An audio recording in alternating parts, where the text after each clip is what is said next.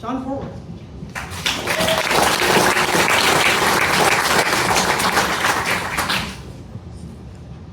You're not supposed to stop applauding until I start talking. I feel like I should have asked for the Darth Vader theme when I walked out. So, my name is Jon Forward. This is my 7th time performing at the Fringe Festival. And I've been doing stand-up comedy in the city for about 14 years. But this is a different thing. This is a one-man show. It's going to be funny, but one show, one story, so this is my most ambitious one yet. And some of you may know this about me, but I didn't start comedy until after I failed out of my teaching career for the first time. And the wreckage of that was just, I was terrible at it. I was a bad teacher, and there wasn't very much work. Trust me, the breakup was mutual, but in that stagnant puddle was what a comedian was birthed from. I figured I blew up my first career that I went to school for. Better start getting drunk on Tuesday nights and telling dirty stories at the Cougars music open mic. And after ruining people's Tuesdays for a couple years there, I eventually discovered a few other loser comedians in the province and started doing comedy shows for people that came to a comedy show on purpose. And just over time, it started to click for me. My style became just talking about the most humiliating things that have ever happened to me, and instead of being sad, making people laugh. And they call that finding your comedy voice. But the whole time that I'm doing comedy, I have this nagging question in the back of my brain, like, if I'd only stuck it out a little bit longer, if I had tried just a little bit harder, maybe I would have found my teacher voice, maybe I would have figured it out. But the longer I waited, the further that kind of receded into the rear view mirror, and it just seemed like an impossible thing. And there's no path back. There's new people graduating every year coming into the schools.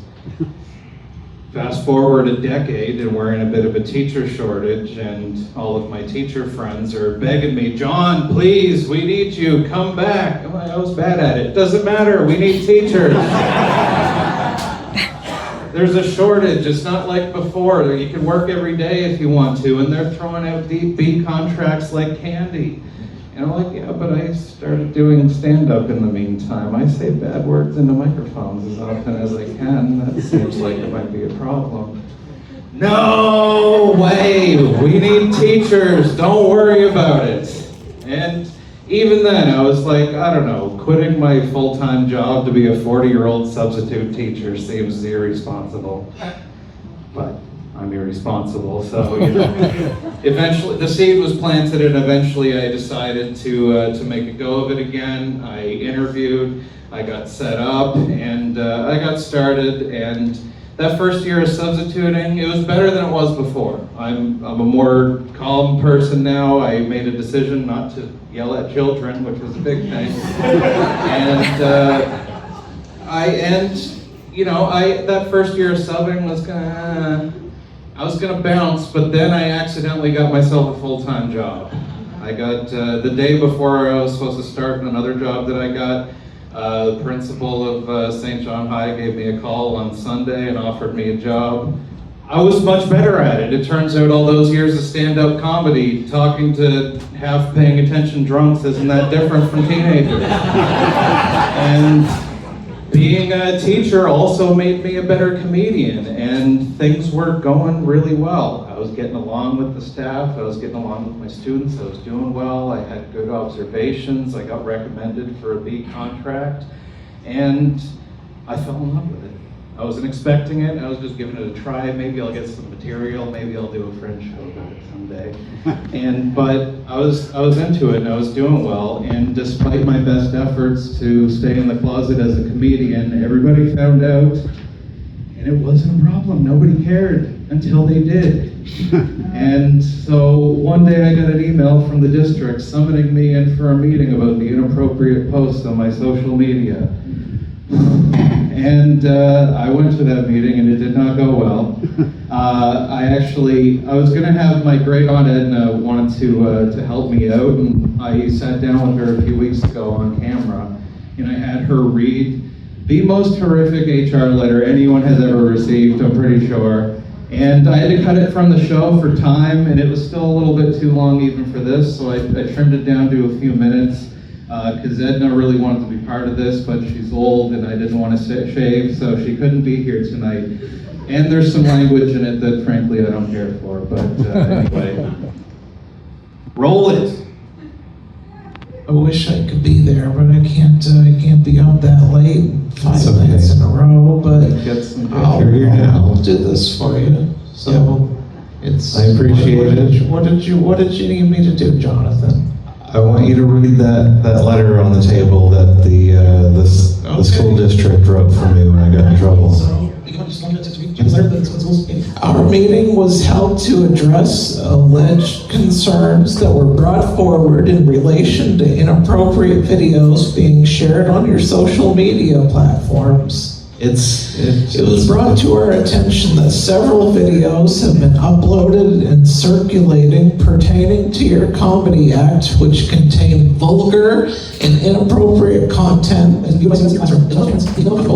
you go into graphic detail about sexual relations with your partner, with content to the effect of her using her vibrator and your hand, choking her, referring to yourself as... You made reference to having... Jonathan. You made reference to having Piss boner. and worried you may pee inside your partner, amongst other disturbing content. This is a grave concern as your personal life has bled into your teaching profession. You weren't telling these jokes at school, were you? No, of course not. Alluded to her being a racist individual by saying she gave a child a chocolate bar as a reward when they arrived at school with a black face for Halloween.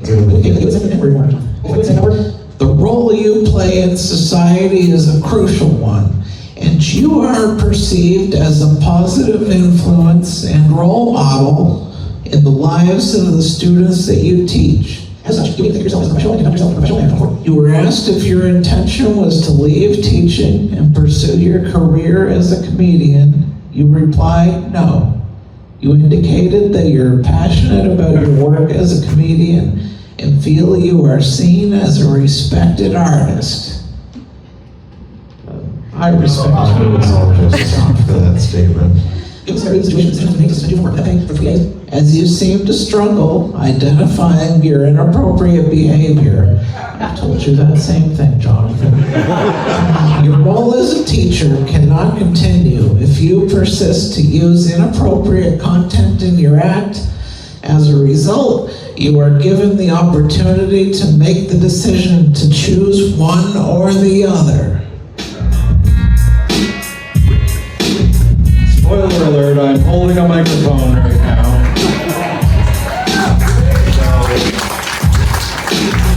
I told them I would prefer not to pick one or the other. And so I'm going to tell you the story of everything that led up to that meeting and all of the shit that happened afterwards, and I'll let you guys decide whether or not I'm a good role model. And just if I could just sell like 7,000 tickets this week, I would break even on all of the bad career decisions that I made to bring you this story. So come see Role Model at the St. John Arts Center.